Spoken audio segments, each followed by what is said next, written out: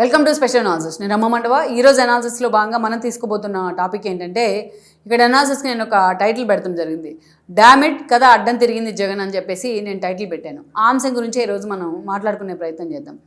జగన్మోహన్ రెడ్డి ఎప్పుడైతే అమరావతి చట్టబద్ధతను వ్యతిరేకించారో అప్పటి నుంచి కూడా జగన్మోహన్ రెడ్డికి ఎదురవుతున్న ఇష్యూస్ అన్నీ కూడా ఆయనకి రివర్స్ అవుతానే ఉన్నాయి. ఎందుకు రివర్స్ అవుతూ ఉన్నాయి, ఎందుకు జగన్మోహన్ రెడ్డి ఇలా ప్రతిసారి పప్పులో కాలేస్తూ ఉన్నారు అంటే, ఆయన తీసుకున్న నిర్ణయాలు కానీ ఆయన మరి మేధోమథనం చేస్తారు. ఎవరైనా సరే పొలిటికల్ పార్టీస్ అధినేతలు ఎవరైనా సరే ఏదన్నా ఒక నిర్ణయం ప్రకటించాలంటే ఒక బ్రెయిన్ స్ట్రామింగ్ ఉంటుంది. కానీ ఎకాయకని ప్రెస్ మీట్లో కూర్చొని తన నోటికి ఏదొస్తే అది ప్రకటన చేసి తన చేతికి ఏదొస్తే అది ప్రింట్ చేయమని ఇచ్చేస్తే దాని రిజల్ట్ కూడా ఇలాగే ఉంటుంది. మీరు అబ్జర్వ్ చేస్తే ఒక సీక్వెల్ ఆఫ్ ఆర్డర్లో కొన్ని రోజులుగా జరుగుతున్న పరిణామాలు అన్నీ జగన్మోహన్ రెడ్డికి రివర్స్ అవుతూ ఉన్నాయి. ఫర్ ఎగ్జాంపుల్ మనం మెడికల్ కాలేజ్ అంశం తీసుకున్నాం. మెడికల్ కాలేజ్ పీపీపీ మోడల్ అని జగన్మోహన్ రెడ్డి తీసుకొని చంద్రబాబు నాయుడు చాలా సీరియస్గా వ్యతిరేకించి ఆ ఇష్యూలో ఆఖరికి ఆయన నర్సీపట్నం పర్యటనకు వెళ్ళి హడావిడి చేశారు. కోటి సంతకాల సేకరణ దాకా వెళ్ళారు. అంతా అయిపోయి గవర్నర్కి ఆ సంతకాలు పంపించారు. ఇంకా భారీ స్థాయిలో ఉద్యమం చేస్తాం ఆయన ప్రకటన చేసిన మరుసటి రోజే దీని వెనుక మోడీ ఉన్నారు అనేది జగన్మోహన్ రెడ్డికి అర్థమైంది. మొత్తం అన్ని పార్లమెంటరీ కమిటీ ఒకటి ఏర్పాటు చేసి అన్ని రాష్ట్రాల్లో దాని మీద పూర్తి స్థాయిలో మీరు అనాలిసిస్ చేయండి, పూర్తి స్థాయిలో ఒపీనియన్ పోల్ చేయండి అంటే ఎంపీలందరూ కొంతమంది వెళ్ళడం జరిగింది స్టాండింగ్ కమిటీ పేరుతో. వెళ్ళి ఇది వైబిలిటీ ఉన్న మోడలే అని చెప్పి ఎంపీలంతా కూడా సంతకం చేసి ఒక రిప్రజెంటేషన్ ఇచ్చారు కేంద్ర ప్రభుత్వానికి. ఈ క్రమంలోనే వైఎస్ఆర్సీపీ నుంచి గురుమూర్తి ఆ కమిటీలో కీలకంగా ఉన్నారు. ఆయన కూడా సంతకం పెట్టారు. అది జరిగిన రెండో రోజే రాష్ట్రానికి నడ్డా వచ్చి ఆరోగ్య శాఖ మంత్రి ఇది వైబిలిటీ ఉంది, దీనికి ఈ వైబిలిటీ ఫండింగ్ కూడా కేంద్రం భరిస్తుంది, మీరు ఇంప్లిమెంట్ చేయండి అని చెప్పి రాష్ట్రానికి సలహా ఇవ్వడం జరిగింది. అప్పుడు జ్ఞానోదయం జగన్మోహన్ రెడ్డి. దీని వెనక మోడీ ఉన్నారని తెలిసిన తర్వాత ఈరోజు ఎక్కడ పీపీపీ మోడల్ గురించి జగన్మోహన్ రెడ్డి మాట్లాడరు. సరే అక్కడ పెడతాం, అది ఒక ఎగ్జాంపుల్. అయితే ఇటీవల కానీ ఎస్పెషల్లీ అమరావతికి చట్టబద్ధత సంబంధించి గతంలో ఎన్నో తప్పులు చేశారు. అమరావతిని పూర్తిగా ముంచేసే ప్రయత్నం చేశారు. అమరావతిని ఇక మనం చెప్పుకుంటే ఆ కామెంట్స్ మనం నోట్తో కూడా చెప్పలేం, అలాంటి కామెంట్స్ చేశారు. అయినా సరే రైతులు మాత్రం అంతే ధైర్యంగా రాక్ సాలిడ్గా నిలబడ్డారు. ఇప్పుడు వన్ సైడ్ మ్యాండేట్ రాష్ట్రంలో కూటమికి వచ్చిన తర్వాత అయినా జగన్మోహన్ రెడ్డి అమరావతి విషయంలో తన మనసు మార్చుకోవాల్సింది. సరే మార్చుకోలేదు.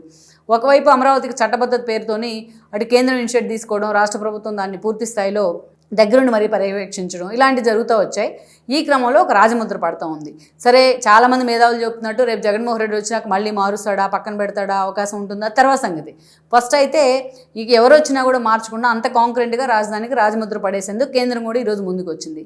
అలాంటి సందర్భాన్ని ఒక ఏపీలో పుట్టిన వ్యక్తులుగా ఒక రాష్ట్రానికి ఏకైక ఒక రాజధాని ఉండాలి అని మనం అనుకుంటాం. జగన్మోహన్ రెడ్డి కూడా ఏపీనే కదా. సరే గతంలో ఏదో తప్పులు చేస్తే చేశాను, గతహ ఇప్పుడైనా సరే అమరావతికి సపోర్ట్గా జగన్మోహన్ రెడ్డి నిలబడి మిగతా విషయాల మీద కూడా అంతే సాలిడ్గా మాట్లాడుంటే జగన్మోహన్ రెడ్డి కొంతలో కొంతైనా క్రెడిబిలిటీ దక్కుండేది. కానీ జగన్మోహన్ రెడ్డి అసెంబ్లీకి వెళ్ళలేదు, ఆ తీర్మానాన్ని వ్యతిరేకించారు. ఆయన అట్లా రాష్ట్రంలో పరువు పోగొట్టుకున్నారు. కేంద్రంలో ఉభయ సభల్లో ఆ తీర్మానం ప్రవేశపెడతా ఉంటే తన ఎంపీలు అమరావతికి వ్యతిరేకం కాదంటూనే ఆ తీర్మానం ప్రవేశపెట్టే సమయంలో దాన్ని బాయ్కాట్ చేసి ఆ డిబేట్ని బయటికి రావడం జరిగింది. అంటే జాతీయ స్థాయిలో జగన్మోహన్ రెడ్డి ఆ మీడియా చాలా ట్రిగర్ చేసింది. జాతీయ మీడియా మొత్తం జగన్మోహన్ రెడ్డి తీరుని ఎండగట్టింది. సరే ఒకవైపు అది జరుగుతూ ఉన్నప్పుడే నేను కామ్గా ఉండొచ్చు కదా. ఒకవైపు ప్రెస్ మీట్ పెట్టి మావిగన్ పేరుతోని ఒక రాజధాని ప్రకటించారు. మచిలీపట్నం, విజయవాడ అండ్ దాని గుంటూరు 3 ప్రాంతాల పేరుతోని మొదటి అక్షరాలు తీసుకొని రాజధానిగా ప్రకటించారు. నా పేరు ఇష్టం లేకపోతే మీరు ఇంకో పేరు పెట్టుకొని గన్ అనే సౌండ్ జగన్ లాగా వినిపిస్తుంది కదా అని ఇంకొక పిచ్చి సలహా ఇచ్చే ప్రయత్నం చేశారు. ఎప్పుడైతే జగన్మోహన్ నోటి వెంట ఈ మాట వచ్చిందో దాన్ని వైఎస్ఆర్సీపీలోనే చాలామంది వ్యతిరేకించారు. కానీ జగన్మోహన్ రెడ్డి ఎప్పుడైతే దాన్ని ప్రమోట్ చేయాలని చెప్పారో 3వ రోజు నుంచి మొత్తం ఇది అందుకున్నారు అంతా. జగన్మోహన్ రెడ్డి ఇంటి చుట్టూరు కూడా మావిగన్ పేరుతో ఫ్లెక్సీలు పెడతాం జరిగింది. ఎంత సర్కాస్టిక్గా, ఎంత ఎటకారంగా జగన్మోహన్ రెడ్డి ఆ మాట అన్నారో అది మాట్లాడేటప్పుడు ఆయన ప్రెస్ మీట్ చూస్తే మనకు అర్థమవుతుంది. ఇది జరుగుతున్న సమయంలోనే పూర్తి స్థాయిలో అమరావతికి చట్టబద్ధత కూడా లభించింది. అటు ద్రౌపది ముర్ము వైపు నుంచి కూడా గ్రీన్ సిగ్నల్ పడింది, దానికి అంటే రాజముద్ర పడింది. సో ఇక్కడ ఒకవైపు తాను 5 ఏళ్ల పాటు అమరావతిని తొక్కేసి 3 ప్రాంతాలలో రాజధాని అని చెప్పి 3 ప్రాంతాలు ఇంత చిన్న ఇటుక కూడా పెట్టకుండా ఈరోజు మళ్ళా దానికి ప్రజలు వ్యతిరేకంగా మ్యాండేట్ ఇస్తే అమరావతికి కనీసం మద్దతు తెలుపుదామన్న విచక్షణ లేకుండా ఈరోజు తీరా రాజముద్ర పడేటప్పుడు తాను మావిగన్నని ప్రకటించడం ఇది జగన్మోహన్ రెడ్డి పూర్తిగా డైలమాలో పడేసింది. కాదు జగన్మోహన్ రెడ్డి నోటి వెంట మాట వచ్చింది కాబట్టి దీన్ని ఎలాగైనా జనంలోకి తీసుకెళ్లాలని బలవంతంగా ఆయన సోషల్ మీడియా, ఆయన మీడియా జనం మీద దీన్ని రుద్దే ప్రయత్నం చేస్తూ ఉంటే నేషనల్ మీడియా కూడా దీన్ని పూర్తిగా ఎండగట్టే ప్రయత్నం చేసింది. ఎంత ఒక ట్రోలింగ్, ఒక మాజీ సీఎం ఈ స్థాయిలో ట్రోలింగ్ ఐటమ్గా గురైన సందర్భాన్ని మనం చూడం. అంత ట్రోలింగ్ జరిగింది జగన్మోహన్ రెడ్డి మీద మావిగన్ అనే అంశానికి సంబంధించి. రాజధాని అనే అంశాన్ని కూడా నవ్వులు పాలు చేశారు సెటైర్స్తోని. జగన్మోహన్ రెడ్డి ఎక్కడ స్కోప్ లేకుండా చేశారు దానికి. సో అలా మావి గాని మొత్తం బొంబాడైపోయింది. ఇది నెగిటివ్ అవుతుంది కదా, దీని మీద మనం ఎలా మాట్లాడదాం, దీన్ని ఎలా తీసుకెళ్దాం అనుకుంటున్నప్పుడు ఆర్కే కొత్తపల్లికి కనిపించింది వాళ్ళకి. ఏదైతే ఏబిఎన్ అధినేత రాధాకృష్ణ కొత్తపల్లిలో సాటర్డే కొత్తపల్లికి రాస్తే ఆయన వాళ్ళు మండే గుర్తించారు, దాంట్లో ఏదో మమ్మల్ని అవమానించారు అని చెప్పేసి. వీళ్ళ అవమానాలన్నీ మర్చిపోయారు గతంలో చేసినవి.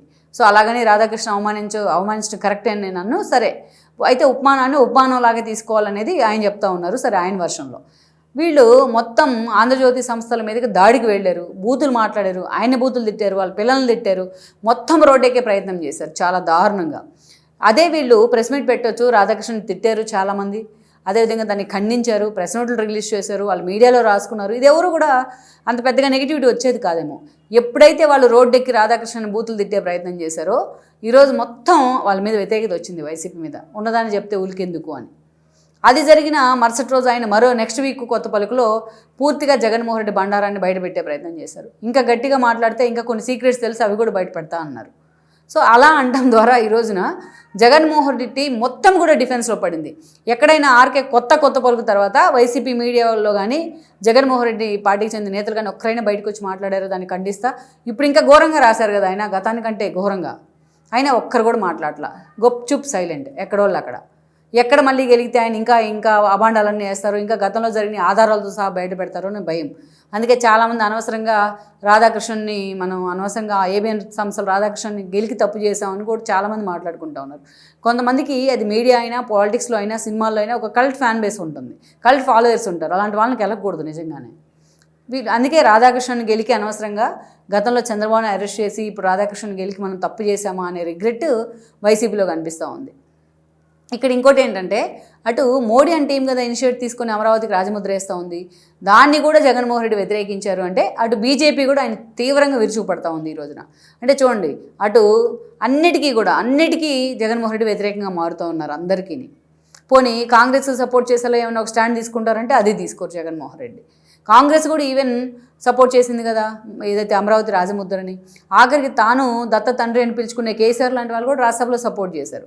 అంటే కేసీఆర్ కూడా ఈయన వ్యతిరేకిస్తూ బీజేపీకి మద్దతు ఇచ్చినట్టే కదా, టీడీపీకి మద్దతు ఇచ్చినట్టే కదా. సో ఇక్కడన్నా జగన్మోహన్ రెడ్డి క్లారిటీ రావాల్సింది. సో ఈ విషయాలు ఇప్పుడు నేను చెప్పిన ఈ 4 విషయాలన్నింటిలో జగన్మోహన్ రెడ్డి తన పాలన ఎలాగైతే రివర్స్ పాలన అలాగే దీంట్లో కూడా పూర్తిగా రివర్స్ అయ్యే ప్రయత్నం జరిగింది. అందుకే డామిట్ కథ అడ్డం జరిగింది అనే టైటిల్ జగన్మోహన్ రెడ్డి తీసుకునే నిర్ణయాలకు ఆయనకు కరెక్ట్గా యాప్ట్ అవుతుంది అనమాట. Please share, like and subscribe R24 Telugu YouTube channel.